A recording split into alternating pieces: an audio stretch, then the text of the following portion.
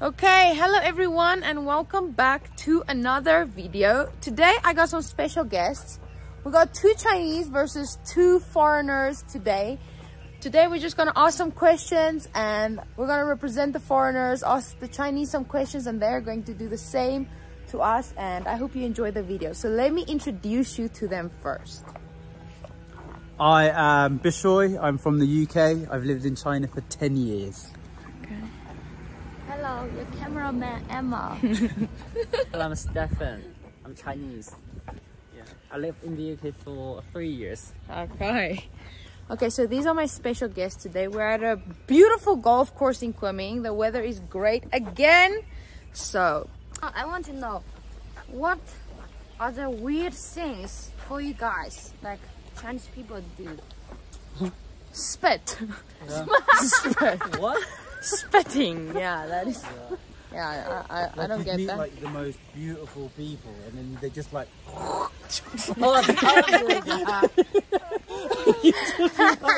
like, oh, that's never fair. That is not true. That's true. It is true. The thing is, to be honest, some of like in Guangzhou and these places they don't do it as much anymore. But I remember looking and you'd be like, wow, that person's like so beautiful, and then just like that. Oh. I think that may happen a lot, maybe like 20 years ago in China. Yeah, it doesn't happen so much in like Guangzhou. Yeah, I think so, yeah. It's not one thing I don't like, but something I found strange in like really hot weather. The men roll up like their thing and they walk with like their bellies and they're like tap. That to me, that was a little bit strange to begin with, but That's like I don't get that as well. I do think it's like I think so. My grandpa. yeah, and they did that. Yeah. Like they roll like their belly up and they're like just let the air run amongst their stomach. It's too hot. I understand it now, but before I remember thinking like, wow, different. My question is, why you moved to China? I just came to China for 1 year and then COVID happened and it kind of made me fall in love with China more because I could travel more. I was actually supposed to go like be a golf coach, and then somehow while I was waiting to see if I got accepted, one of my friends just asked me, hey, do you want to come teach in China for a year? The money is great, so I just came for the money. But I knew nothing about China. But this I want to leave to Bishoy. Bishoy knew nothing about China. Bishoy. I genuinely had no idea about China. When I like, we were sitting, me and my friends are like, oh, where do you want to go? Where do you want to go? And I said, oh, I want to go somewhere really different like China. I didn't have any idea of like what China's like. To be honest, I thought it was mud huts. So when I came here and I was like, oh my god, it's like New York. Where are the mud huts? Where are this? I was like shocked at how much more advanced it is than the UK itself. Like it shocked me, and then I ended up staying here for so many years.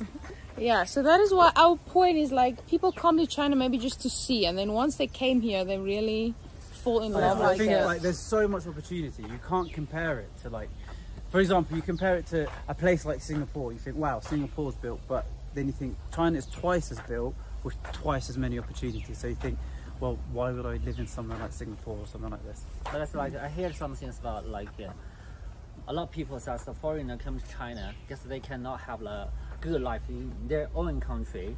And which they is come true. To China, they have a good life here. Yeah, it's like that it's is much easier like, for them to get money. I have met people that when I think, oh, in your country you are probably not much, but you've come to China and you're a native speaker or something like this, and there is more opportunity for you here. You will make more money because at the end of the day they're in demand in this country, so then they'll pay them more, and there's a lot of people that do that kind of. But can you guys see the difference between the foreigners?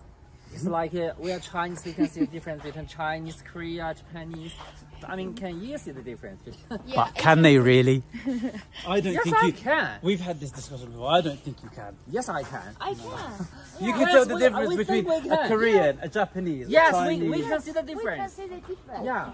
Can you? It's like for us. No, me neither. Like Asians just look Asian. Yeah, all the foreigners are the same. We tried it before. But how do we look the same? Like before, they literally compared me to someone with blonde hair, and I'm like, how do we look the same? Same for Same us. foreigner. Yeah, but all the Same foreigners. foreigner. Foreigners. Yeah, Foreigners. all the foreigners are the same. But I want to know like the weird things you guys did when you after you came to China. No. I mean, I did a lot of. Oh, I get Emma's question here. So again, all our attention is going to turn Weird things. to Bishoy. I've Bishoy. done a lot of weird stuff. Like when I first came to China. I mean, what story do you want first? I'll give you the first story, which I thought was a little strange in the beginning. So I was in the university. I was working in university, and they went to sort of a theme park. And in that theme park, my students, one of the games is you go jump and you collect a duck. So they got a duck and they won the prize, and they gave it to me, and they said to me, Teacher B, here is a duck, this is for you, you eat it. And I thought, wow, okay. I wanted to respect their cultures because I didn't really know too much about their culture. And I thought we had to go home and we had to kill the duck and we had to cook the duck. So I told, at the time I had a flatmate, and I said to him, look, come, there's something I've got to show you. And the duck had its hand tied behind it, or the feathers tied behind this thing. So I cut it open and it started flapping everywhere. And I remember thinking, oh crap, like it got quite aggressive. I thought it was docile at first. So then my flatmate came back and he saw the duck and he went a bit crazy because he knew that I would just get any animal anyway. And I said to him, look, as part of their culture, we need to kill it and we need to cook it. And I was like, I tried to kill it myself. So I like tried to cut it, but like my hand started like shaking like a little baby. So I couldn't kill it. So he put something over the duck's head and smacked it with a knife and knocked it out, cut its throat off. And then I did the rest. So I took the duck, put it in the kitchen, held it upside down, like finished killing it, and let the blood go all over the thing. Because I remember I had like, you have to hold it upside down, let the blood run dry. And then I had to like think, what do you do next? I had to like cut the duck open, take its insides out, and then I washed it down with hose. And I had to pluck it, and then I plucked it. Anyway, by the end of it, I had like this much meat that I cooked. I felt sick. I thought I was going to turn vegan. So I had like this much cooked. I gave it to my flatmate. He said it was disgusting. He didn't want to eat it. And then I felt proud the next day. And my students were like, hey, Teacher B, did you cook the duck? And I was like, yeah, of course, guys. Like, I killed it. I depulucked it. We ate it. They looked at me in shock. And they were like, you kill duck? And I was like, yes, of course. And they were like, but you take duck to restaurant. And I was like, what? I genuinely thought we were supposed to kill the duck, but actually I was supposed to take the duck to the restaurant, and the restaurant were going to do everything for us. So that was my first effed up thing in China. Just please remember he said first. That doesn't mean only. No. That is just the first. Yeah. There were many more things that happened. Can you please tell them about the monkey? Yes, I also thought it was because I heard before, like, again, you've got to remember, I was a little bit stupid. I thought you could buy anything in China, and I went online and there was like, I think you guys call it 58 or something like this, and I wanted to buy a pet monkey, and I thought you could buy the pet monkey from this app. So I talked to this person and they had like pictures and videos of monkey, and I was like, oh, I can buy the monkey. And they were like, yeah, you could buy the monkey. It's this, it will arrive in 24 hours. And I was like, really? And I was like, wow. And I paid for it. I paid like the equivalent is like, what, 3,000 RMB. So I paid for the monkey and I set everything up in my house, and I was just like, wow. I put the branches, I put some bananas, and I was just like, can't wait for this monkey to arrive. How about buying panda? No, I didn't buy a panda. No, I know, because I know pandas are like the precious. You know panda? No, pandas are like precious, but I thought monkeys. Anyone can get a monkey.